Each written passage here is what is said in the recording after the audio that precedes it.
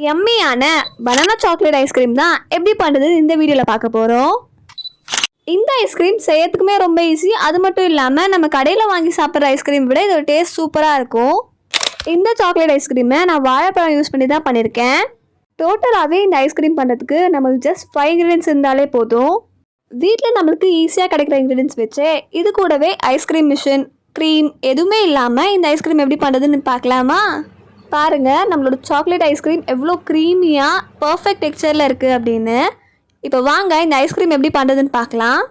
வீடியோக்குள்ளே போகிறதுக்கு முன்னாடி லைக் பண்ணிட்டு வாங்க வீடியோக்குள்ளே போகலாம். நான் ஃபஸ்ட்டே சொன்ன மாதிரி இந்த ஐஸ்கிரீமை நம்ம வாழைப்பழம் யூஸ் பண்ணி தான் பண்ண போகிறோம்.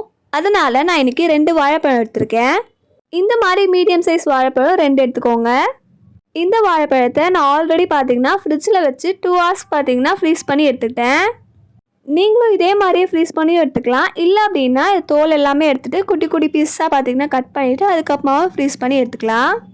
பட் நான் இன்றைக்கி கட் பண்ணுறதுக்கு முன்னாடியே பார்த்தீங்கன்னா நல்லா ஃப்ரீஸ் பண்ணி எடுத்துக்கிட்டேன். இப்போ நம்ம ஆல்ரெடி ஃப்ரீஸ் பண்ண வாழைப்பழத்தை தோல் எல்லாமே எடுத்துகிட்டு குட்டி குட்டி பீஸாக கட் பண்ணி எடுத்துக்க போகிறோம். முடிஞ்ச அளவுக்கு நீங்கள் எடுக்கிற வாழைப்பழம் பார்த்தீங்கன்னா நல்லா பழுத்ததாக பார்த்து எடுத்துக்கோங்க. அப்போ தான் நம்மளோட ஐஸ்கிரீமோட டேஸ்ட்டுமே பார்த்தீங்கன்னா சூப்பராக இருக்கும். இப்போ இது ரெண்டுத்தையுமே பார்த்தீங்கன்னா நான் தோல் எல்லாமே எடுத்துகிட்டு குட்டி குட்டி பீஸாக கட் பண்ணி எடுத்துக்கிறேன். நம்ம ஆல்ரெடி பார்த்தீங்கன்னா நம்ம சேனலில் ப்ரௌனி மாஸ்டர் கிளாஸுமே பார்த்தீங்கன்னா மெம்பர்ஷிப் மூலமாக எடுத்துகிட்டு இருந்தோம். இப்போ அந்த கிளாஸஸ் எல்லாமே முடிஞ்சிருச்சு. அதுக்கான ஸ்லாட்ஸுமே பார்த்தீங்கன்னா அதுக்கு முன்னாடியே க்ளோஸ் பண்ணிட்டோம். வீடியோ ஆக்சஸுமே பார்த்தீங்கன்னா இந்த 1 வீக்குள்ளே முடிஞ்சிடும்.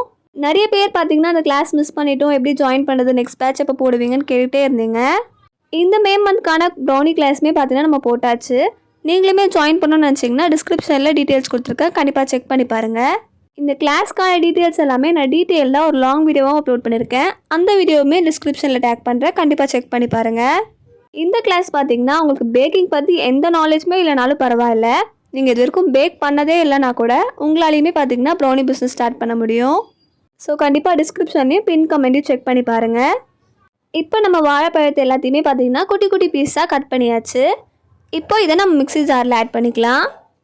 நான் இன்றைக்கி 2 வாழைப்பழம் எடுத்திருக்கேன்.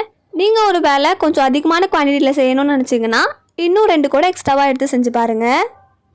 இப்போ வாழைப்பழத்தை எல்லாத்தையுமே பார்த்திங்கன்னா மிக்ஸி ஜாரில் ஆட் பண்ணியாச்சு.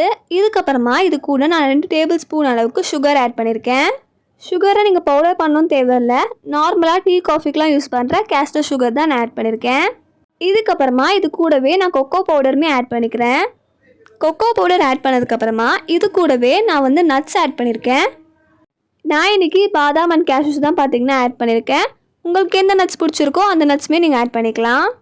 ஆட் பண்ணிவிட்டு இது கூடவே காசி ஆற வச்ச பாலுமே நான் ஆட் பண்ணிக்கிறேன். பால் ரூம் டெம்பரேச்சருக்கு வந்ததுக்கப்புறமா ஆட் பண்ணி நல்லா பிளெண்ட் பண்ணி எடுத்துக்கோங்க.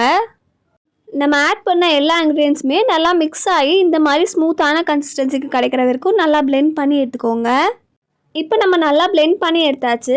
இதை ஒரு ஏர்டைட் கண்டெய்னரில் நான் ட்ரான்ஸ்ஃபர் பண்ணிக்கிறேன். நான் இன்றைக்கி இந்த ஐஸ்கிரீமை இந்த டப்பர்வேர் பாக்ஸில் தான் பார்த்தீங்கன்னா உங்களுக்கு பண்ணி காட்டியிருக்கேன்.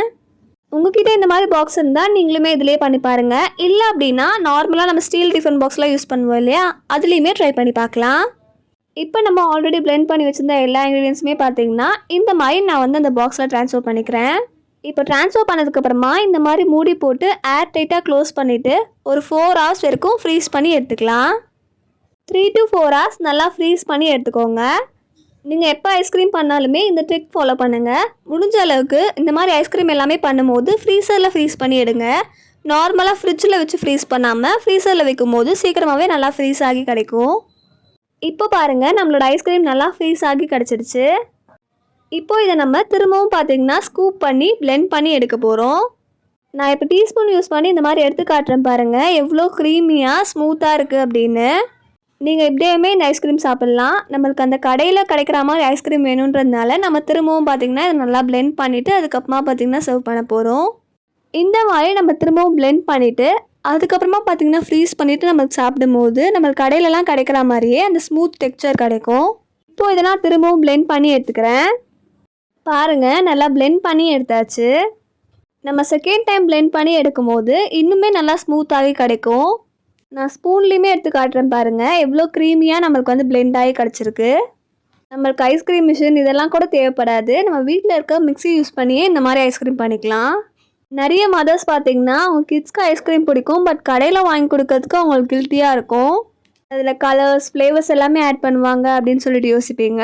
அப்படி நீங்களும் யோசிச்சுட்டு இருக்கீங்க அப்படின்னா கண்டிப்பாக இந்த ஐஸ்கிரீம் ட்ரை பண்ணி பாருங்கள். கிட்ஸ்க்கு மட்டும் இல்லாமல் உங்களோட ஃபேவரட் ஐஸ்கிரீமாகவுமே இந்த ஐஸ்கிரீம் மாறிடும். இப்போ நம்ம பிளெண்ட் பண்ணதை திரும்பவும் பார்த்தீங்கன்னா நம்ம ஏர்டைட் கண்டெய்னரில் ஃபஸ்ட்டு ஸ்டோர் பண்ணி ஃப்ரீஸ் பண்ணி எடுத்தோம் இல்லையா, அந்த கண்டெய்னரை நான் திரும்ப ட்ரான்ஸ்ஃபர் பண்ணி இன்னும் ஃப்ரீஸ் பண்ணி எடுக்க போகிறோம். ஃப்ரீஸ் பண்ணுறதுக்கு முன்னாடி ஸ்பூன் யூஸ் பண்ணி இந்த மாதிரி நல்லா ஸ்ப்ரெட் பண்ணி விட்டுட்டு மேலே பார்த்தீங்கன்னா நான் சாக்கோ சிப்ஸ் ஆட் பண்ண போகிறேன். நான் மேலே பார்த்தீங்கன்னா டார்க் சாக்கோ சிப்ஸ் தான் ஆட் பண்ணியிருக்கேன். நீங்கள் பார்த்தீங்கன்னா இதுக்கு பதிலாக நட்ஸ் கூட ஆட் பண்ணிக்கலாம். சாக்லேட் ஐஸ்கிரீம் கூட சாக்கோ சிப்ஸ் ஆட் பண்ணி சாப்பிடும்போது இன்னுமே டேஸ்ட் சூப்பராக இருக்கும். அதனால தான் பார்த்தீங்கன்னா நான் சாக்கோ சிப்ஸ் ஆட் பண்ணியிருக்கேன். உங்ககிட்ட சாக்கோ சிப்ஸ் இருந்தால் நீங்களுமே சாக்கோ சிப்ஸ் ஆட் பண்ணி ட்ரை பண்ணி பாருங்கள். இப்போ சாக்கோ சிப்ஸுமே மேலே ஆட் பண்ணிவிட்டு இதை ஒரு 8 ஹவர்ஸ்லேருந்து ஓவர் நைட் வரைக்கும் ஃப்ரீஸ் பண்ணி எடுத்துக்கோங்க. நான் பார்த்தீங்கன்னா ஓவர் நைட் ஃப்ரீஸ் பண்ணி எடுத்துக்க போகிறேன். ஓவர் நைட் ஃப்ரீஸ் பண்ணி எடுத்தால் தான் நம்மளுக்கு பார்த்தீங்கன்னா நல்லா ஃப்ரீஸ் ஆகி ஐஸ்கிரீம் பர்ஃபெக்டாக கிடைக்கும். இப்போ இதை நம்ம ஓவர் நைட் ஃப்ரீஸ் பண்ணி எடுத்தாச்சு. நான் மார்னிங் வந்து ஓப்பன் பண்ணி காட்டுறேன் பாருங்கள். இது நான் மார்னிங் எடுத்த கிளிப் தான். பாருங்கள், நம்மளோட ஐஸ்கிரீமே நல்லா ஃப்ரீஸ் ஆகி கிடச்சிருக்கு. இப்போ நம்மளோட ஐஸ்கிரீம் ரெடி ஆகிருக்கு. அப்புறம் என்ன, பவுலில் சர்வ் பண்ணி சாப்பிட வேண்டியது தான். இந்த மாதிரி ஒரு அழகான பவுல் எடுத்திருக்கேன். நீங்கள் நார்மலாக வீட்டில் வச்சுருக்க பவுல் கூட யூஸ் பண்ணுங்கள். இந்த மாதிரி ஒரு பவுல் எடுத்து அதில் பார்த்திங்கன்னா நம்ம இந்த ஸ்கூப் பண்ணி ஆட் பண்ண போகிறோம். வீடியோவில் பார்க்க அழகாக இருக்குன்றதுக்காக நான் இந்த கிளாஸ் பவுல் யூஸ் பண்ணியிருக்கேன். இப்போ நம்ம ஐஸ்கிரீமை ஸ்கூப் பண்ணி ஆட் பண்ணிக்கலாம். எல்லாருக்கிட்டையுமே ஐஸ்கிரீம் ஸ்கூப் பண்ணுறது இருக்காது, என்கிட்டையுமே இல்லை. நான் எப்பயுமே பார்த்திங்கன்னா இந்த மாதிரி கரண்டி யூஸ் பண்ணி தான் ஸ்கூப் பண்ணுவேன். கரண்டி யூஸ் பண்ணி நம்ம இந்த மாதிரி ஸ்கூப் பண்ணும்போதுமே கரெக்டாக தான் வரும். நீங்களுமே ட்ரை பண்ணி பாருங்கள். இப்போ நான் 2 பவுல்லையுமே பார்த்தீங்கன்னா நம்ம ஆல்ரெடி செஞ்சு வச்சுருந்த ஐஸ்கிரீமை பவுலில் பார்த்தீங்கன்னா ட்ரான்ஸ்ஃபர் பண்ணிக்கிறேன். நீங்கள் இவ்வளோ நேரம் வீடியோ பார்த்ததுக்காக ஒரு குட்டி டிப்ஸ் ஷேர் பண்ணுறேன். கண்டிப்பாக நான் ஃபஸ்ட்டே சொன்ன மாதிரி ஐஸ்கிரீம் எல்லாமே பண்ணுறீங்கன்னா ஓவர் நைட் ஃப்ரீஸ் பண்ணி எடுத்தால் தான் கரெக்டான டெக்ஸ்சரில் கிடைக்கும். பட் இந்த மாதிரி கரண்ட் யூஸ் பண்ணி ஸ்கூப் பண்ணோன்னா கஷ்டமாக இருக்கும். அதனால் நீங்கள் ஒரு 10 மினிட்ஸ் பார்த்தீங்கன்னா தண்ணியில் வச்சுட்டு அதுக்கப்புறமா ஸ்கூப் பண்ணி பாருங்கள். அப்படி நம்ம ஸ்கூப் பண்ணும்போது கரெக்டான டெக்ஸ்சரில் நம்மளுக்கு ஈஸியாகவுமே இருக்கும் ஸ்கூப் பண்ணுறதுக்கு. இப்போ நம்மளோட பனானா சாக்லேட் ஐஸ்கிரீம் மேலே இந்த மாதிரி சாக்கோ சிப்ஸுமே நான் ஆட் பண்ணியிருக்கேன். இதெல்லாம் பார்த்தீங்கன்னா ஆப்ஷனல் தான், உங்களுக்கு தேவைப்பட்டால் நீங்கள் ஆட் பண்ணிக்கோங்க. இல்லை அப்படின்னா நான் ஃபஸ்ட்டே சொன்ன மாதிரி நட்ஸ் கூட ஆட் பண்ணிக்கலாம். இல்லை அப்படின்னா நீங்கள் அப்படியே சாப்பிட்டாலுமே டேஸ்ட் சூப்பராக தான் இருக்கும். எனக்கு எப்பயுமே சாக்கோ சிப்ஸ் எல்லாமே போட்டு சாப்பிட்டா தான் ரொம்ப பிடிக்குன்றதுனால நான் சாக்கோ சிப்ஸ் ஆட் பண்ணியிருக்கேன். இப்போ பாருங்கள், நம்மளோட பனானா சாக்லேட் ஐஸ்கிரீம் சூப்பராக ரெடி ஆகிடுச்சு. இந்த ஐஸ்கிரீம் செய்ய ஜஸ்ட் 5 இன்க்ரீடியன்ஸ் இருந்தாலே போதும். அது மட்டும் இல்லாமல் இதை செய்யறதுக்குமே பார்த்தீங்கன்னா ரொம்ப ஈஸியாக தான் இருக்கும். நீங்கள் கடையிலலாம் வாங்குகிற ஐஸ்கிரீமை விட இந்த ஐஸ்கிரீமோட டேஸ்ட்டுமே பார்த்தீங்கன்னா சூப்பராக இருக்கும். ஸோ கண்டிப்பாக நீங்களுமே வீட்டில் ட்ரை பண்ணி பாருங்கள். கண்டிப்பாக உங்கள் கிட்ஸுமே விரும்பி சாப்பிடுவாங்க.